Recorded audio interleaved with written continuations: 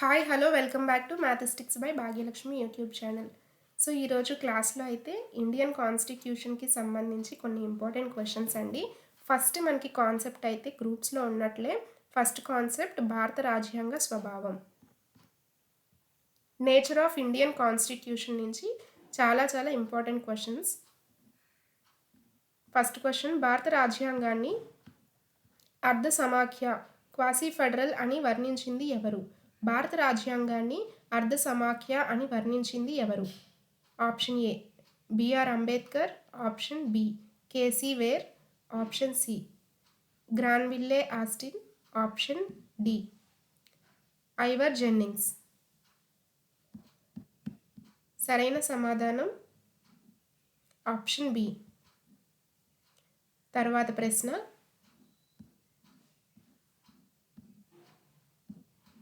భారత రాజ్యాంగంలోని ఏ లక్షణం ఏకకేంద్ర అంటే యూనిటరీ స్వభావాన్ని కలిగి ఉంటుంది? భారత రాజ్యాంగంలోని ఏ లక్షణం యూనిటరీ స్వభావాన్ని కలిగి ఉంటుంది? ఆప్షన్ ఏ లిఖిత రాజ్యాంగం, ఆప్షన్ బి స్వతంత్ర న్యాయ వ్యవస్థ, ఆప్షన్ సి ఏక పౌరసత్వం, ఆప్షన్ డి ద్విసభా విధానం. సరైన సమాధానం ఆప్షన్ సి ఏక పౌరసత్వం. తర్వాత ప్రశ్న, సహకార సమాఖ్య కోఆపరేటివ్ ఫెడరలిజం అని భారత సమాఖ్యను పేర్కొన్నది ఎవరు? సహకార సమాఖ్య అని భారత సమాఖ్యను పేర్కొన్నది ఎవరు?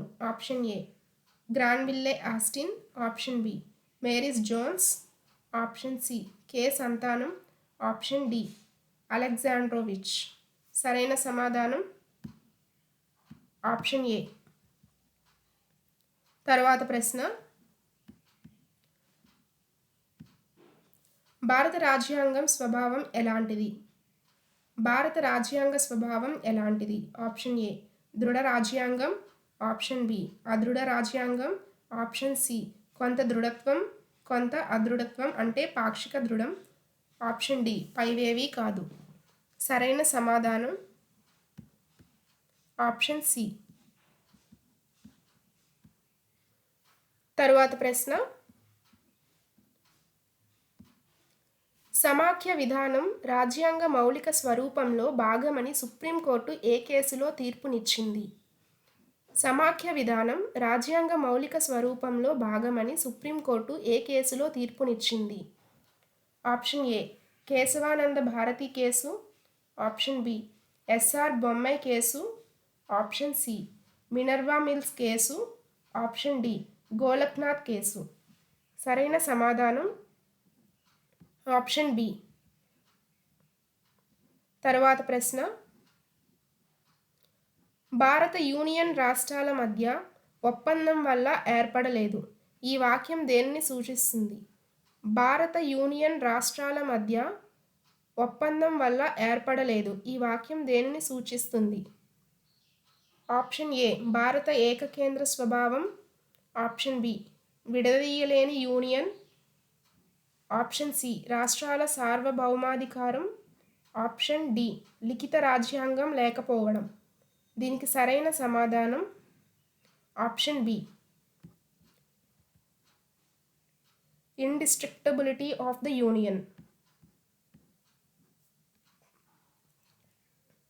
తర్వాత ప్రశ్న, కింది వాటిలో భారత రాజ్యాంగ సమాఖ్య లక్షణం కానిది ఏది? కింది వాటిలో భారత రాజ్యాంగ సమాఖ్య లక్షణం కానిది ఏది? ఆప్షన్ ఏ అధికార విభజన, ఆప్షన్ బి రాజ్యాంగ ఆధిక్యత, ఆప్షన్ సి గవర్నర్ను రాష్ట్రపతి నియమించడం, ఆప్షన్ డి స్వతంత్ర న్యాయ వ్యవస్థ. దీనికి సరైన సమాధానం ఆప్షన్ సి. తర్వాత ప్రశ్న,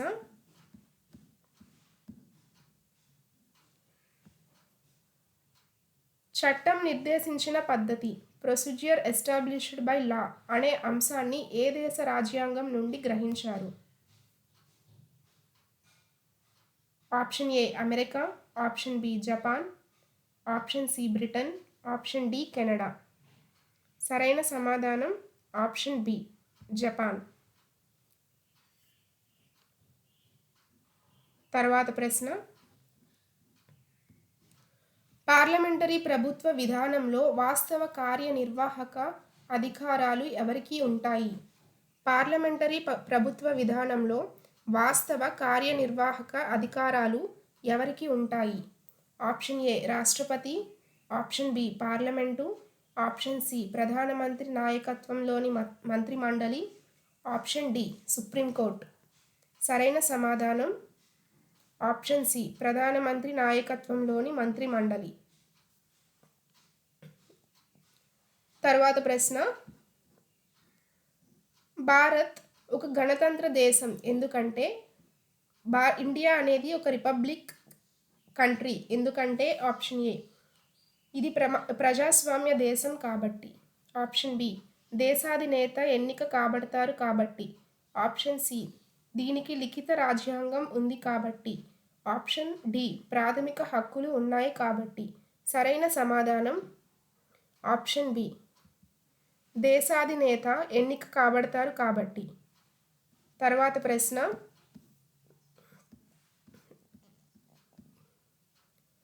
భారత సమాఖ్యను బేరసారాల సమాఖ్య బార్గెయినింగ్ ఫెడరలిజం అని వర్ణించినది ఎవరు?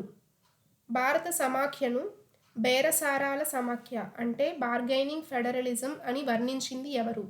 Option A K C Wheare, option B Morris Jones, option C Ivor Jennings, option D B R Ambedkar. దీనికి సరైన సమాధానం ఆప్షన్ బి. తర్వాత ప్రశ్న,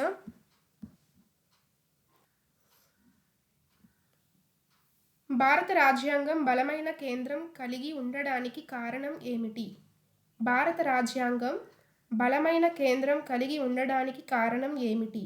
ఆప్షన్ ఏ అవశిష్ట అధికారాలు కేంద్రానికే ఉండడం, ఆప్షన్ బి రాష్ట్రాల అనుమతి లేకుండా కేంద్ర రాష్ట్ర సరిహద్దులు మార్చగలగడం, ఆప్షన్ సి ఏకీకృత న్యాయ వ్యవస్థ, ఆప్షన్ డి పైవన్నీ.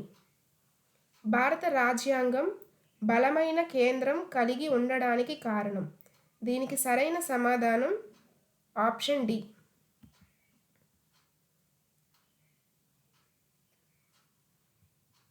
సో ఇవి అండి ఈరోజు క్వశ్చన్స్. సో ఏపీపీఎస్సి మనకి టీఎస్పీఎస్సి అలానే అన్ని గ్రూప్స్కి సంబంధించి ఇండియన్ కాన్స్టిట్యూషన్ నుంచి ఇంపార్టెంట్ క్వశ్చన్స్ అయితే అప్లోడ్ చేయడం జరిగిద్దండి. మిస్ అవ్వకుండా ఉండాలి అంటే మ్యాథమెటిక్స్ బై భాగ్యలక్ష్మి యూట్యూబ్ ఛానల్ని సబ్స్క్రైబ్ చేసుకోండి. అదేవిధంగా నెక్స్ట్ వచ్చే వీడియోస్ని మిస్ అవ్వకుండా ఉండాలి అంటే డైలీ చెక్ చేస్తూ ఉండండి. అదేవిధంగా మనం పోస్టులు కూడా పెడుతున్నామండి. దానికి ఆన్సర్స్ చెప్పి మీకు ఎంత అయితే నాలెడ్జ్ ఉందో చెక్ చేసుకోండి. Thank you.